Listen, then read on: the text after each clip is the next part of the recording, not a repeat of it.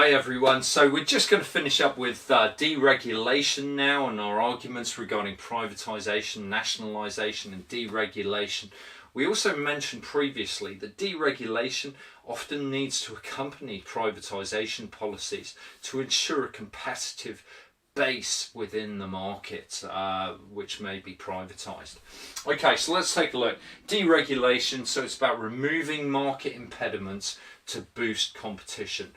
Those market impediments could be any laws, any legal restrictions, they could be any paperwork restrictions, they could be about reducing the actual time it takes to perhaps set up a business in a given area.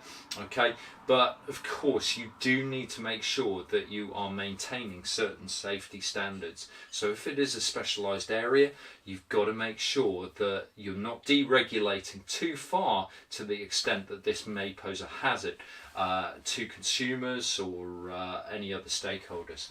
Okay, so the arguments in favour here. So firstly, increased competition will boost efficiency and lower prices.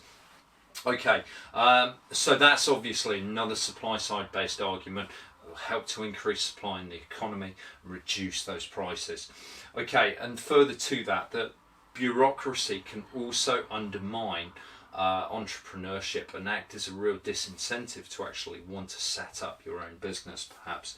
Okay, so let's look at some of the downsides of this. That actually deregulating a market may give rise to certain unintended consequences, one of which could be the fact that it gives rise to future monopolies.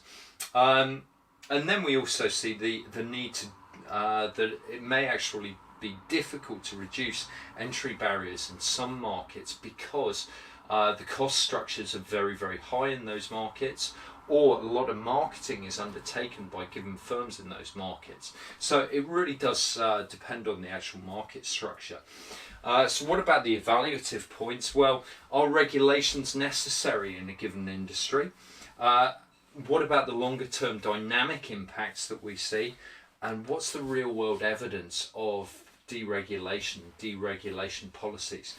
Is this something that has worked?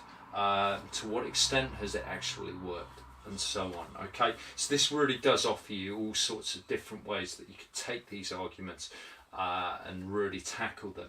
Now, you may also, of course, consider regulating some industries, and of course this is much talked about with regard to the so-called tech titans, the Amazons, Facebooks, Googles of this world. Okay, and to what extent should they actually be regulated?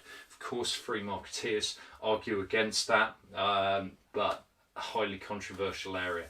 Okay, thanks guys.